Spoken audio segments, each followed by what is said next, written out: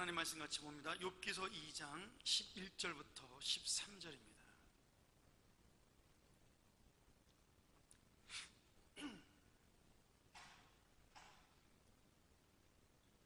우리 짧은 구절인데 문장이 길지만 같이 한번 읽도록 하죠. 자, 시작. 이때 욥의 친구 세 사람이 그에게 이 모든 재앙이 임하였다함을 듣고 각각 자기 처소에서부터 이르렀으니 곧 대만 사람 엘리바스와 수아 사람 빌닷과 나아마 사람 소발이라. 그들이 욥을 조문하고 위로하려 하여 상략하고 오더니 눈을 들어 멀리 보매 그 욥인 줄 알기 어렵게 되었으므로 그들이 일제히 소리질러 울며 각각 자기의 겉옷을 찢고 하늘을 향하여 티끌을 날려 자기 머리에 뿌리고 7일 7야를 그와 함께 땅에 앉았으나 욥의 곰고함이 심함을 보는 거로 그에게 한 말도 하는 자가 없었더라. 아멘. 네, 주님만이 진정한 친구가 됩니다. 오늘 여러분에게 간단하게 제가 한 페이지를 설명하고 마치도록 하죠. 제가 한 그 단편 소설가 중에 오헬리라는 사람이 있습니다. 여러분 아시죠? 유명한 작품으로 뭐가 있죠? 여자들이 좋아하던 거, 마지막 입새라는 작품이 있는 그런 분이죠. 그분은 참 그 마지막 입새라는 굉장히 슬픈 소설을 남긴 그 마지막 입새가 떨어지지 않도록 붙잡아서 생명을 연장시키는 그런 놀라운 사랑의 모습을 보여주는 그런 소설을 남겼지만 재미있는 꽁트집도 남겼습니다. 근데 그 오일리가 쓴 꽁트집 중에 강도와 신경통이라는 그 꽁트집이 있어요. 어떤 내용이냐면 강도가 한밤중에 어느 집에 권총을 들고 들어갔습니다. 그리고는 잠자는 주인을 깨워가지고 불을 켜라 그런 다음에 손들어 하고 외쳤죠. 근데 잠결에 깨어난 주인이 벌벌 떨면서 왼손을 간신히 들었습니다. 근데 강도가 또 고함을 칩니다. 오른손 마저 들어. 근데 집주인이 아무리 하려도 왼손만 조금 더 높이 올라가는 겁니다. 그래서 강도는 화가 나서 너 내 말을 무시하는 거야? 빨리 오른손 들어. 다시 한번 소리를 지른 거죠. 그때 집주인이 벌벌 떨면서 제가 미안한데 오른손은 너무 신경통, 류마티스 관절염이 심해서 올릴 수가 없습니다. 그렇게 대답을 한 겁니다. 그러자 강도가 이렇게 말을 했어요. 혼잣말로. 신경통? 에이 젠장, 나도 지금 신경통 때문에 이 강도 짓을 하고 있단 말이야. 팔이 아파가지고 일을 할 수가 없어서. 그러면서 이 강도가 그 사람하고 이야기를 하기 시작을 한 거예요. 자기도 강도 짓을 하고 싶어서 하는 게 아니다. 내가 신경통 때문에 한쪽 팔을 잘 못 쓰니까 결국 집 일하던 데서 쫓겨났고 먹고 살 길이 없어서 결국은 할 수 없이 물건을 훔치는 도둑질을 하고 이제는 강도짓까지 하게 되었다. 이렇게 고백을 하는 거죠.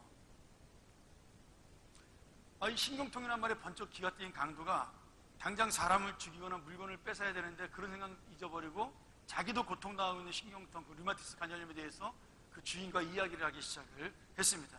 주인도 자기가 너무나 힘들고 아파하는 그 신경통 이야기에 공포나 두려움을 잊고서는 서로 이야기를 한 거죠. 얼마나 아프냐, 나는 뭐 이만큼 아프다, 너는 언제부터 아팠냐, 그러면서 막 이야기를 하기 시작하다가 결국 신경통 약에는 뭐가 좋다는 둥, 뭐 예전에 뭐 고양이를 먹으면 좋다고 막 그랬잖아요. 뭐 그런 얘기도 하고 그러면서 무슨 약을 쓰느냐, 이런저런 얘기를 하다가 그만 밤새도록 이야기를 하고 동이 트고 만 겁니다. 그래서 그렇게 서로 친구가 되어 악수하고 서로 멋쩍게 헤어졌다는 그런 이야기가 강도와 신경통이라는 그 꽁트집에 있습니다. 여러분, 왜 이 강도와 주인이 친구가 될 수 있었을까요? 아픔이라는,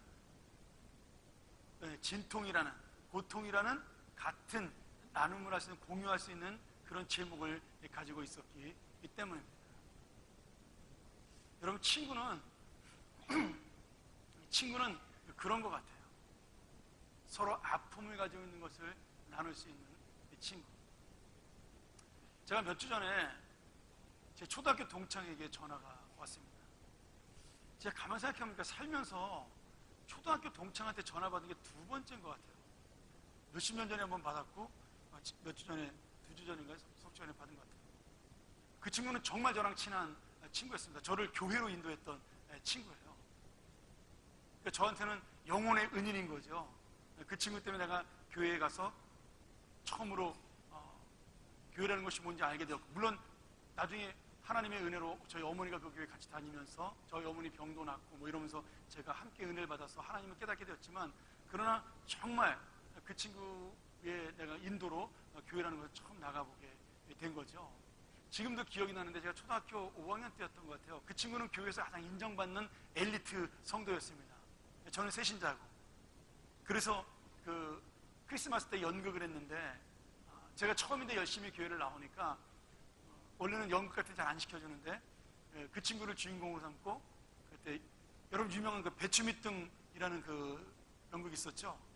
그 왕이 하도 밥맛이 없다고 맨날 요리사한테 최근에 요리사가 며칠 굶겼다가 배추밑둥을 요리해줬더니 너무 맛있다고 이제 그런 내용, 그 감사가 없는 영혼에 대한 그런 연극이었는데 제가 그때 요리사 역할을 맡아서 약 1분 동안 열연했던 기억이 난답니다. 대사가 6줄이었던가요? 근데 그 친구가 굉장히 믿음도 좋고 그리고 저랑 형편도 비슷했어요. 아버지가 저보다는 늦게 돌아가셨지만 초등학교 3학년 때인가 돌아가셨고 집도 서로 어머니가 이제 그 집도 딸 둘이 아들들, 우리 집은 딸 셋에 아들 하나 이렇게 가정 형편도 비슷했고 동네도 비슷한 동네고 학교를 같이 다녔기 때문에 그리고 우연히도 초등학교 3학년 때부터 5학년 때까지 같은 반이었어요. 맨날 짝을 하면서 3년 동안 지냈던 정말 친했던 친구였습니다. 물론 중학교 들어와서 학교가 갈라지면서 헤어지게 되었지만 바로바로 얼굴이 기억날 만큼 그런 좋은 친구였는데 거의 한 2년 만에 전화가 온 거죠. 우연히 저희 노회에 있는 목사님 교회 행사를 하러 왔다가 거기에 우리 노회 평안교회 이름에 제 이름이 있어가지고 설마 그 이름이 그 이름인가. 근데 제 이름이 워낙 희귀한 이름이잖아요. 저도 태어나서 제 이름하고 똑같은 이름을 딱 2번밖에 못 봤는데 그러니까 궁금해가지고 저한테 교회로 전화를 한 거예요. 황 목사님한테 이런 친구가 있는데 혹시 맞으면 전화 연락을 해달라고. 제가 전화를 했더니 지금 제주도에 살고 있더라고요. 그래서 나보고 너무 반가워서. 근데 참 재밌죠? 40몇 년 만에 제 대화를 하는데 하나도 어색하지가 않은 거예요. 굉장히 큰 교회 일꾼이었다는 제가 소리 들었는데 언제 제주도로 이사가 정착을 했는지 저보고 꼭 놀러 오라고 자기가 좋은 폰도 갖고 있으니까 와서 한번 즐겁게 보내자고 그렇게 약속을 하고 전화를 끊었습니다. 가까이 살았으면 참 좋았을 텐데. 제가 한국에 돌아와서 가장 좋은 것 중에 하나는 여러분들을 만난 것이 뭐 정말 너무나 좋고 감사한 일이죠. 근데 두 번째로 좋은 일은 동창들, 대학교 친구들, 대학원 때 친구들을 다시 만나는 거예요. 중고등학교 때 친구들은 뭐 다 바쁜가 봐요. 그래서 잘 연락이 안 되는데 뭐 페이스북 같은 거로만 연락이 되고 근데 대학교 동창들은 지금 같이 목회를 한 친구들이 꽤 많잖아요.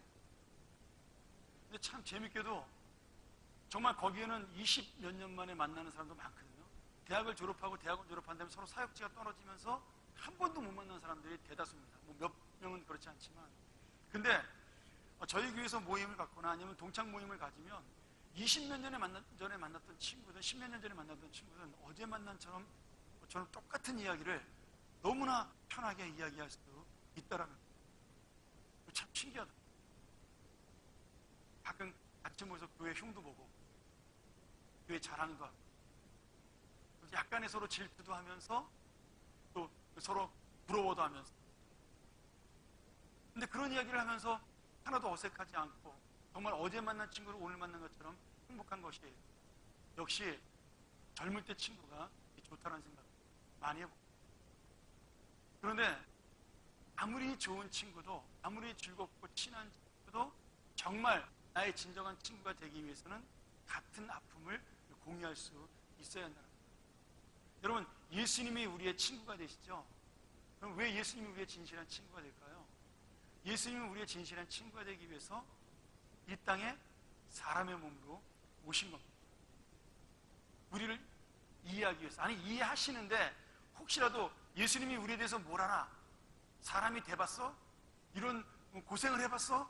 이렇게 우리가 예수님에 대해서 오해를 할까봐 예수님은 친히 하나님의 자리에서 내려와 사람의 몸을 가지고 이 땅에 내려오신 거죠. 내가 너희의 인간들을 이해하기 위해서 이 땅에 내려왔다. 그것으로 끝난 것이 아니라 우리를 이해하시기 위해서 가난한 자의 삶을 살아봤고 그 다음에 목숨을 잃을 만큼의 어려움도 겪어봤고 그리고 피곤함도 겪어봤고 병이 드는 것도 병은 아니죠. 병자들도 만나보고 아픔도 겪어보고 사람들에게 질투도 받아보고 원망도 받아보고 믿었던 자에게 배신도 당하는 그런 일을 겪으면서 우리 사람이 겪을 수 있는 모든 아픔과 고통을 겪으면서 이 땅에 오셨다는 거예요. 그래서 우리가 예수님을 향해서 기도할 때 우리가 더 간절하게 기도할 수 있는 것은 예수님이 바로 우리의 마음을 이해하시고 아신다는 거죠. 우리의 아픔을 이미 한번 겪어보셨기 때문에 내가 기도하는 것들, 내가 아픔을 토로하는 것들에서 예수님은 충분히 우리를 이해하신다는 전제가 있기 때문에 예수님은 우리의 진정한 친구가 되시는 겁니다. 예수님만큼 큰 고통을 당해본 사람이 우리 중에 거의 없잖아요. 그렇죠? 십자가의 고통을 당해본 사람이 거의 없으니까. 정말 그런 고통을 당하고, 그것도 제자한테 배신을 당해서 고통을 당하고, 어제까지만 해도 자기를 막 왕으로 세워달라고, 왕으로 삼는다고 찬양했던 사람들이 하룻밤 사이에 돌을 던지는 그런 인생의 쓴맛을 보면서, 그리고 죽음이라는 고통에 들어갔다 나오시면서 우리가 겪었던 모든 아픔과 고통을, 아니 훨씬 더 큰 그런 고통을 겪으면서 우리의 마음을 이해하시기 때문에 예수 그리스도는 우리의 진정한 친구가 되는 거죠. 자, 오늘 욥이 고통을 당한다는 소식을 듣고 친구들이 찾아옵니다. 친구 세 사람이 찾아오죠. 여기 15장 10절에 보면 욥에게 이 사람들이 야단을 치면서 자기들이 훨씬 더 나이가 많은데 너 왜 나이 많은 사람이 말을 안 듣냐, 그런 걸로 봐서 이 세 사람 모두가 다 욥보다 더 연장자인 사람들이었어요. 그러나 욥은 그런 연장자인 사람들하고 또 멀리 살았던 그 사람들이지만 다 친분을 갖고 있었던 그런 사람들입니다. 자, 욥의 고통을 알고 찾아왔죠. 그리고 욥의 눈물과 고통이 있는 자리에 함께 했습니다. 그 첫 번째 반응이 뭐냐면 매일 제일 먼저 욥을 찾아왔다라는 거예요. 여러분, 지금처럼 찾아가기 쉬운 게 아니잖아요. 그때 뭐 비행기가 있어요, 배가 있어요, 뭐 자동차가 있어요. 그 먼 곳에서 욥을 만나러 걸어온다는 것은 한 달이 걸릴지 열흘이 걸릴지 그 위치상으로 볼 때 정말로 멀고 힘든 길인데 욥이 고통 당하는 것 소식을 들은 것만으로도 그들은 모든 것을 제쳐두고 욥이라는 친구를 위로하기 위해서 찾아왔다라는 거예요. 얼마나 좋은 친구들인지 모릅니다. 여러분, 우리가 말로 쉽게 위로할 수는 있지만 고통의 현장에 같이 한다는 것은 굉장히 어려운 문제예요. 제가 우리 교우들을 신방하며 아픈 분들 병문안할 때마다 느끼는 건 뭐냐면, 정말 내가 그들의 마음을 진정으로 그 아픔을 이해할까, 그 두려움을 이해할까. 그렇잖아요. 수술을 앞두거나, 저도 뭐 수술 한 2번 받아봤습니다만은 대단한 수술이 아니고 저는 뭐 맹장 수술 한번 받아보고, 예전에 목을 너무 함부로 써가지고 성대결절 수술 한번 받아봤으니까 그까짓 거 뭐 맹장 수술 15분 만에 끝나는 수술이고 성대결절 수술 10분 만에 끝나는 수술이거든요. 그 뭐 수술 받아봐야 뭐 당연히 뭐 완치되는 수술이니까. 사실은 암에 걸린 환자가 수술을 받는다거나 아니면 뭐 큰 병으로 수술을 받는 그런 분들에게 내가 찾아가서 정말 저분들에게 내가 그 아픔을 이해하면서 위로하면서 함께 할 수 있을까라는 그런 마음의 고민을 많이 가지고 있습니다. 또 실제로 100% 와닿다라는 제가 그런 자신감도 못 가지고 있고요. 그러나 어떻게든지 그분들이 위로받고 힘을 얻었으면 좋겠다는 마음은 있습니다. 기도하면서 그 생각을 많이 해요. 아무것도 아닌 나의 기도지만 그 기도를 통해 용기와 힘을 얻는다면 얼마나 좋을까.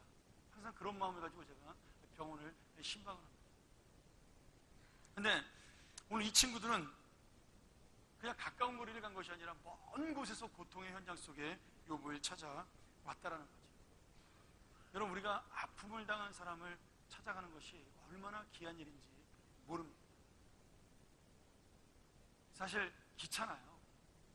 그렇잖아요. 그리고 좋은 일에 찾아가서 축하해 주는 건 좋은데 어려운 일 만난 사람을 가서 위로하는 것은요 훨씬 더 불편합니다. 마음도 불편하고 그리고 생각도 불편하죠. 어떤 말로 해야 되나 고민도 되고. 그래서 아픔을 당한 사람을 위로하러 찾아간 일이 결코 쉬운 일이 아닙니다. 그럼에도 불구하고 예수님께서 우리에게 요구하시는 것은 내가 너의 아픔 속에 함께했듯이 내가 너의 고통 속에 위로하고 너를 안아주었듯이 너 역시도 그들을 찾아가야 된다는 것이 바로 주님의 명령이고 또 우리의 사명이기도 한 거죠. 자, 두 번째로 욥의 소식을 들은 그 세 친구의 두 번째 반응은 무엇입니까? 자, 알고 찾아왔어요. 첫 번째는 그 고통을 아는 겁니다. 두 번째는 욥의 고통을 함께 나눴어요. 믿음으로 위로하는 것은 여러분 객관적이고 합리적으로 그 사람을 찾아가서 너 이렇게 됐으니까 위로받아 이런 것이 아니라는 거죠. 그 사람의 슬픔과 고통을 마음으로 이해하고 함께하는 겁니다. 나눔이죠. 성숙한 믿음은 눈물을 흘릴 때 믿음으로 이기라고 그런 사람들 많잖아요. 뭘 그런 걸 가지고 이렇게 힘들어해. 믿음으로 이겨야지, 기도로 이겨야지. 여러분 그것은 위로가 아닙니다. 그것은 비판이에요. 그냥 같이 울어주면 그 사람은 치유가 되는 겁니다. 그 아픔에 대해서 같이 눈물을 흘려주고 같이 고통스러워지고 같이 안아주면 그것이 치유가 되는 거죠. 여러분 그것이 주님이 우리에게 하신 나눔이에요. 위로의 나눔입니다. 어떤 목사님들은 저랑 좀 다른 목사님들이 있어요. 어떤 거냐면 장례식 같은 거 가면 눈물 흘리지 말라고 막 그렇게 야단을 치는 분들이 계십니다. 천국 가는데 왜 눈물 흘리냐? 소망인데 왜 눈물 흘리냐? 믿음 없이. 그러니 눈물 흘리지 말아라. 맞는 말씀이죠. 사실은 믿음으로 따지면 맞는 말씀입니다. 여러분 사람이 어디 그렇습니까? 당장 내일서부터 못 보는데, 아니 오늘서부터 못 보는데. 여러분 눈물이라는 것은 함께 있기 때문에 흘리는 겁니다. 그 사람을 함께 이해하기 때문에 흘리는 겁니다. 그러니 소망이 있다고 해서 눈물이 안 나는 게 아니라는 거죠. 내가 사랑하는 사람을 잃고도 눈물이 없다면 그 사람은 신앙이 좋은 사람이 아니라 냉정한 사람입니다. 예수님이 나사로의 죽음을 보고 눈물을 흘리셨어요. 예루살렘을 바라보면서 예수님이 눈물을 흘리셨어요. 그 망해도 싸, 죄악 때문에. 근데 눈물을 흘리셨어요. 왜요? 안타깝기 때문에 흘리는 겁니다. 그 눈물이라는 것은, 위로라는 것은 여러분 믿음 없는 자에게 다가가서 그들을 나의 믿음으로 끌어들이는 것이 아닙니다. 눈물이라는 것은, 위로라는 것은 그 사람을 마음을 알고 내가 함께 이해하고 그 아픔을 나누는 거예요. 그리고 그 아픔이 나에게 전달이 되고 내 사랑이 그게 전달되는 것이 참된 위로입니다. 저는 우리 교우들이 그런 위로를 했으면 좋겠어요. 참 교회가 이제 오래되고 수십 년을 같이 믿으면요 위로와 격려가 많이 사라집니다. 너무 잘 알기 때문에 칭찬하는 게 어색해요. 칭찬하는 게. 그래서 여러분 어머니가 머리 새로 했다고 야 머리 이쁘다 칭찬한 적 있습니까? 남편이 아내한테 머리 이렇게 미장 가서 예쁘게 하고 왔더니 당신 머리가 클레오파트라 이런 칭찬하는 남편 보셨어요? 뭐를 했는지 안 했는지 대부분 모르는 게 정상입니다. 그렇죠? 그러니까 그게 뭐냐면 그럼 아내를 사랑하지 않아서 그런 거냐? 그게 아니에요. 사랑하지만 너무나 친밀하고 너무나 가까우니까 모든 걸 잘하니까 칭찬이 어색한 겁니다. 농담 삼아 그런다면서 요새는 이렇게 가족끼리 좋은 말하면 가족끼리 왜 이래? 뭐 이러면서 근데 여러분 위로와 사랑과 격려는요 계속 표현해야지만 잘하고 만나는 거예요.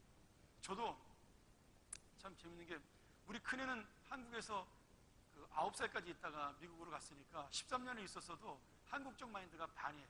얘가 여자애가 무뚝뚝해 약간. 그러니까 뭐 아빠 사랑해 엄마 사랑해 평생 동안 한 번도 못 들어봤어요. 근데 저도 한 번도 평생 동안 해본 적은 없네요. 걔한테. 그리고 뭐 사근하게 다가와가지고 뭐 아빠 힘들었죠 그런 적 한 번도 없어요. 근데 둘째 녀석은 그 4살 때 한나이로 4살 때 간 거니까 뭐 사실은 36개월 좀 지나서 이제 갔으니까 거기서 어릴 때부터 자랐잖아요. 그러니까 미국식 사고예요. 그냥 틈만 나면 I love you야. 그리고 아빠 와서 안아주고 엄마 와서 안아주고 남자애가 좀 징그러워요. 어떨 때는 응? 너무 달라붙어가지고. 근데 그게 걔가 그렇게 자연스럽게 나한테 오니까 나도 걔를 보면 자연스럽게 안아주고 사랑한다는 말이 저절로 나와요. 근데 우리 딸은 사실 내가 우리 딸을 많이 이뻐하거든요. 저랑 똑같이 생겼기 때문에. 성격도 나랑 닮아서 많이 이뻐하는데 걔한테는 내가 예전 표현이 잘 안 돼요. 짜증은 잘 내는데. 왜냐하면 평상시에 해본 적이 없기 때문이에요. 정말 평생 동안 걔랑 나랑 한 번도 그런 걸 해본 적이 없네요. 거의. 근데 둘째는 너무나 쉬워요. 사랑한다는 거. 지금도 맨날 카카오톡으로 하면은 끝나고 난 다음에 내가 항상 그래요. I love son, I love you. 지난번에 I love honey 그랬더니 아빠 좀 징그러워 그러더라고요. 여러분 얼마나 우리가 습관이라는 거, 내가 평상시 한다는 게 그렇게 사랑을 표현한다는 게 얼마나 중요한지 모릅니다. 저는 우리 교회가 어른들이니까 힘들 거예요. 뭐 유교적으로 자랐으니까 남한테 이렇게 막 사근사근하게 이렇게 칭찬하고 그런 게 어색할 수 있어요. 근데 계속 해보세요. 계속 하면요 습관적으로 그게 자연스러워집니다. 근데 그게 어떻게 보면 내가 너에게 관심이 있다라는 정확한 표현이에요. 저는 여러분들이 좀 그렇게 좀 서로 간에 같이 한번 위로하고 나누는 그런 귀한 성도들이 되길 주의 이름으로 축원합니다. 자, 세 번째로 욥의 소식을 들은 세 친구의 그 반응, 마지막 반응은 무엇이었냐? 그들은 이 슬픔을 나누는 것으로 같이 울고 나누는 것으로 끝나지 않냐고 침묵으로 그의 마음에 동참을 했습니다. 그러면 참된 위로는 100마디 말이 아니라 그 아픔을 내가 이해하고 가만히 바라봐 주는 거예요. 진정으로. 그러면 100마디 말로 위로하는 것보다 그 마음이 전달이 되기 때문에 진정한 마음으로 그게 위로가 되는 겁니다. 예수님은 말로 하지 않으셨어요. 어떻게 하셨죠? 직접 오셨어요. 직접 죽으셨어요. 그렇게 함으로 우리를 위로하시고 우리에게 함께 하신 거죠. 이것을 우리가 뭐라 그래요? 성육신의 사랑이라고 이야기합니다. 예수님은 그리고 우리에게 뭘 요청하시냐면 내가 성육신에서 이 땅으로 내려와 너희와 같은 사람이 되어 너희를 위로하고 사랑하였으니 너희도 다른 사람의 자리로 내려가는 그 다시 성육신하는 그 사람처럼 성육신하는 그런 사랑을 가지고 내려가라고 우리에게 말씀을 하고 계시는 겁니다. 히브리서 4장 15절에 보면 이런 말씀이 나와요. 자, 우리 한번 같이 읽어볼까요? 자, 시작. 우리에게 있는 대제사장은 우리의 연약함을 치유하지 아니하는 자가 아니요 모든 일에 우리와 한결같이 시험을 받은 자로 돼 죄는 없으시니라. 참 쉬운 말 어렵게 썼어요. 굉장히 쉬운 말인데 제가 쉽게 설명을 할게요. 대제사장 되신 우리 예수 그리스도는 우리의 연약함을 이해하고 가볍게 여겨서 여기는 분이고 모든 일에 우리처럼 어려운 시험을 받았지만 그분은 죄는 없으신 분이다. 그런 뜻이에요. 여기 치유란 말이 뭐냐면 그 처지를 이해해서 내가 불쌍히 여긴다는 뜻입니다. 내가 훨씬 더 높은 자리에 있어서 관심을 안 가져도 되는데 그런 자리에도 내가 그 아래에 있는 이 백성들을 바라보며 불쌍히 여긴다는 뜻이에요. 근데 이 불쌍히 여긴다는 말은 절대로 이해가 없으면 못하는 불쌍함이에요. 왜냐하면 이런 거죠. 우리 뭐 지금은 그것이 와전이고 잘못된 전설이라고 그렇게 얘기하지만 프랑스 대혁명 당시에 그때 루이 16세하고 마리 앙뚜아네트가 프랑스의 왕이었어요. 그때 국민들이 데모를 하잖아요. 우리에게 빵이 아니면 쥐금을 달라고 데모했어요. 그때 앙뚜아네트가 다른 나라에서 왔던 왕비니까 그 성벽에서 백성들에게 뭐라 그러죠? 아니 빵이 없으면 고기 먹으면 되지. 이렇게 대답을 했다는 거예요. 근데 실제로 역사적으로 그렇게 하지 않았다 그러더라고요. 앙뚜아네트를 미워한 사람들이 지어낸 말이라고 그렇게 이야기하더라고요. 근데 여러분 그 말을 표현한 사람, 뭐 그것이 진실이든 거짓말이든 상관없이 지금 그 말씀은 뭐예요? 빵을 먹어보지 안 먹어본 경험이 없기 때문에 배고픔을 경험해 본 적이 없기 때문에 그런 식의 엉뚱한 말을 하는 겁니다. 요새 우리 초등학교들도 그래요. 막 음식 남기고 함부로 하고 막 그래서 우리가 야, 너 북한 사람들은 이거 지금 이것도 없어 굶어 죽는데 이번에도 홍수 나가지고 엄청 고생했는데 이거 왜 이렇게 남기고 버리고 그러냐 그러면 걔네들이 뭐라 그럴까요? 아니 엄마 먹을 거 없으면 라면 먹으면 되지. 요새도 그런 애들이 있다니까요. 밥 없으면 라면 먹으면 되지. 지네들은 밥맛 없으면 라면 먹으니까.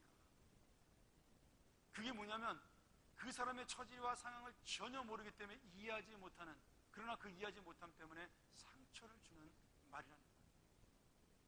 오늘 여러분 우리가 이해하지 못하는 말일 거면 그 처지를 내가 공감하지 못하는 상황이면 오늘 이 욥의 세 친구처럼 아무 말도 하지 아니하고 그저 그와 함께 울어주고 안아주는 것, 그것이 최선의 위로일 수가 있습니다.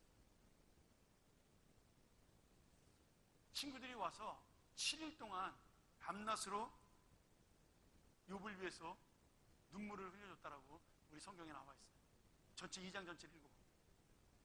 여러분, 7일은 보통 일반 사람이 죽은 자의 집을 방문했을 때 조문객들이 위로하는 가장 긴 기간입니다. 최선의 기간이에요. 물론 뭐 왕이나 귀족들이 죽으면 30일도 하기도 했지만 대부분의 사람들은 7일이 가장 큰 애도의 기간이었습니다. 근데 지금 욥이 죽지 않았음에도 불구하고 다 망해버리고 자식 죽고 지금 온몸에 병이 들어서 썩어 들어가는 그 몸을 바라보면서 처음에 친구들이 보고 욥인지 아닌지 못 알아볼 정도로 욥이 몸이 완전히 망가진 거예요. 그 모습을 바라보면서 이 친구들이 7일 동안 아무 소리 하지 않냐고 욥의 앞에 앉아서 그저 눈물을 흘리며 그에게 위로를 한 겁니다. 물론 이 모든 것을 믿은 욥이 또 실수를 하긴 하죠. 정말 자기의 마음속을 다 들어하고 있는 줄 알고 자기를 이해하는 줄 알고 자기의 신세를 한탄하다가 그만 또 친구들하고 반목하는 결과를 빚기는 합니다.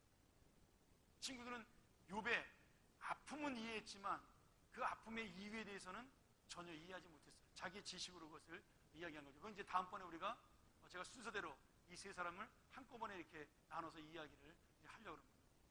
어쨌든 간에 지금 욥은 그 순간만큼은 진정한 위로를 받았어요. 여러분, 제발 그 아픈 분이나 고통당한 분한테 가가지고 기도하면 다 돼, 응? 이런 얘기 하지 마세요. 기도하면 다 되게 뭘 다 돼? 안 되죠. 기도해가지고 되나요? 당장 안 되죠. 그리고 그건 위로가 아닙니다. 그냥 그분의 아픔을 우리가 공감하고 힘들지 어렵지 내가 너 위해서 기도해 줄게, 함께 힘내자, 차라리 그게 낫습니다. 여러분, 그분이 기도를 안 했겠어요? 같은 예수 믿는 분인데? 한번 생각을 해보세요. 근데 우리가 형식적으로 하는 그 말, 그것이 그 사람에게는 굉장히 상처가 되는 말입니다. 기도했는데도 응답이 안 돼. 기도했는데도 하나님이 대답을 안 해. 욥이 그런 거 아니에요. 내가 뭘 잘못했는데요? 내 결과가 왜 이렇습니까? 욥이 기도를 안 했을까요? 하나님의 뜻이 있다는 사실에 대해서 전혀 인정하지 않고 우리가 신앙적이고 원론적인 답변으로 사람에게 이야기하는 것은 그 사람의 마음에 오히려 상처를 준다라는 거예요. 오늘 여러분, 우후예배 참석하신 분들은 대부분 우리 교회 오래 나오시는 분들이잖아요. 그래서 저는 여러분들 간에 더 깊이 있는 위로와 격려와 사랑이 있었으면 좋겠습니다. 이 욥의 세 친구가 아무 말도 하지 않았지만 욥의 마음에 그 위로가 와서 닿았어요. 자기의 속에 있는 말을 다 뱉을 정도로. 아내에게도 했던 말이 아니에요. 아내에게도, 아내는 믿음이 없고 연약하니까 아내에게는 그런 말 하지 못했어요. 근데 자기를 위하여 7일 동안 울어준 그 친구들을 바라보면서 욥은 이 3장에 다음번에 배우겠죠? 자기에 있는 모든 이야기를 다 꺼내놓기에 시작을 하는 겁니다. 왜요? 욥의 마음속에 진정한 친구라는 생각이 들었기 때문이죠. 오늘 우리 모두가 이런 귀한 욥의 세 친구처럼 이때만큼은 정말 진정으로 위로하는 그런 친구들이 되기를 주의 이름으로 축원합니다. 제가 마지막으로 재밌는 얘기 하나만 하고 마치도록 하죠.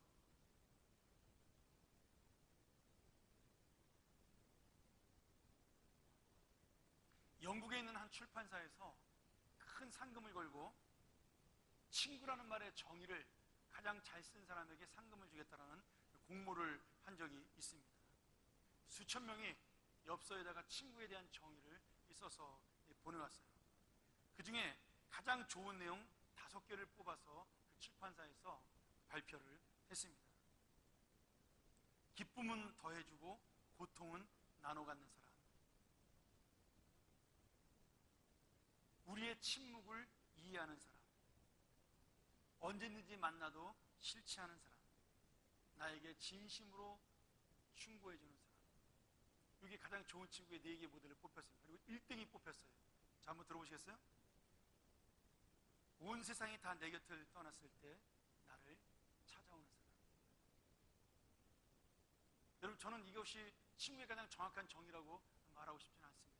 그런데 왜 사람들이 다 그 사람을 떠났을까요? 뭐 죄를 지었던지 나쁜 짓을 했던지 아니면 뭐 돈이 떨어졌던지 더 이상 그 사람에게 나올 곳이 없다는 거겠죠. 그랬을 때 그 아무것도 유익이 없을 때 나에게서 조건 없이 찾아와 주는 사람, 그 사람이 친구랍니다. 물론 이런 경우도 있어요. 내가 가서 그 어려움을 아는 체하고 그 고통을 아는 체하면 창피하고 부끄러워할까봐 오히려 피해주는 친구도 있습니다. 여러분, 괜찮아요. 진정한 친구는요, 진정한 마음으로 가서 그 아프고 온 세상 사람이 다 떠날 만큼의 어려운 일을 만났을 때도 그 사람을 찾아가서 진심을 보여주면 그 사람은 마음을 엽니다. 저도 그 생각을 해봐요. 참 이제 목회자들이 친구들이 많잖아요. 아는 사람도 많고. 근데 안 좋은 일로 교회를 그만두게 되면 참 이게 만나기가 힘들어집니다. 본인도 만나는 걸 싫어하고 저희도 연락하기가 어려워지죠. 모임하면 잘 안 나오고 이제 그렇게 되는 거죠. 그래도 정말 친한 친구라면 그런 친구를 한 번쯤은 찾아가고 한 번쯤 이해하고 만나줘서 왜 그랬는지에 대한 이유를 정확하게 듣고 같이 기도해주고 함께 물어줄 수 있어야 되는 거 아닌가. 저는 그 생각을 해봅니다.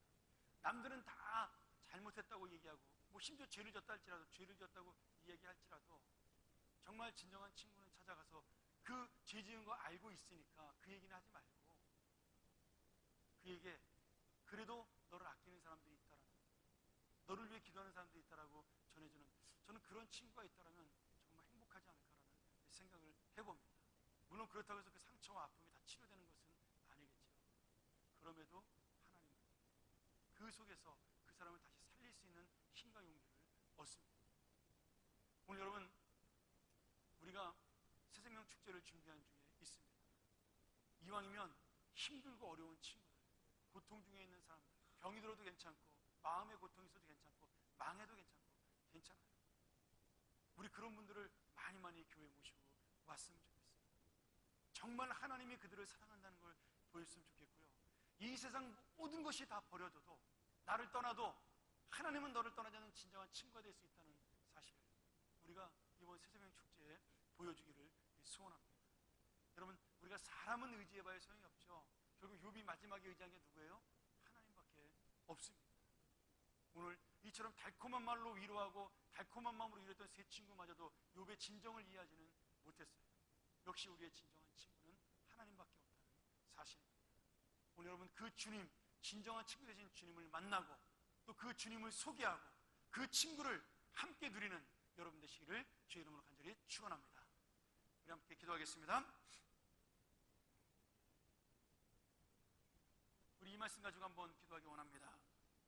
하나님, 내가 바로 그런 진정한 친구이신 예수 그리스도를 만났으니 나도 그런 친구의 역할을 감당할 수 있도록 인도하여 주시옵소서.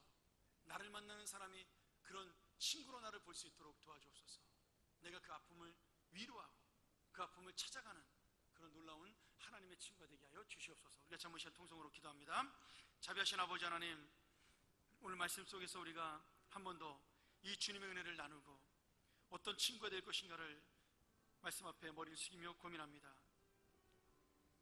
아버지 하나님, 우리의 모든 것을 하시고 우리의 모든 것을 이해하시며 진정한 친구가 되신 예수 그리스도, 그분이 나의 구주가 되셨사오니 나도 이제 이러한 친구의 역할을 감당하는 성도, 하나님의 자녀가 될 수 있도록 인도해 주옵소서.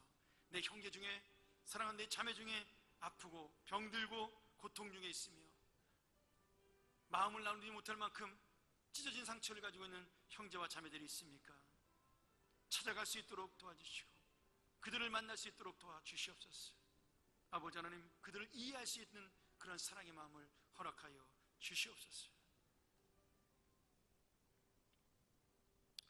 하나님 아버지, 오늘 우리 교회의 모든 성도들 바로 이런 놀라운 마음으로 달려가게 하심을 감사합니다. 우리가 이 친구 되고 정말 사랑 주는 그러한 하나님의 자녀들, 서로가 위로하여 서로의 생명을 회복하게 만드는 그런 놀라운 능력들이 우리 안에 샘솟게 하여 주시옵소서. 아버지 하나님, 우리가 새생명 축제를 위하여 기도합니다. 우리의 많은 친구들 중에, 형제자매들 중에 이런 아픔을 통해 위로할 수 있는 분들을 우리가 모시고 오는 시간 될 수 있도록 도와주시고 그들이 진정한 친구이신 주님 앞에 나와 새로운 생명과 회복을 얻는 기회가 되게 하여 주시옵소서. 지금은 우리 주 예수 그리스도의 은혜와 하나님 아버지의 사랑과 성령의 함께 하시며 우리의 친구 되어 주시는 은혜가 지금부터 영원토록 함께 있을지어다. 아멘.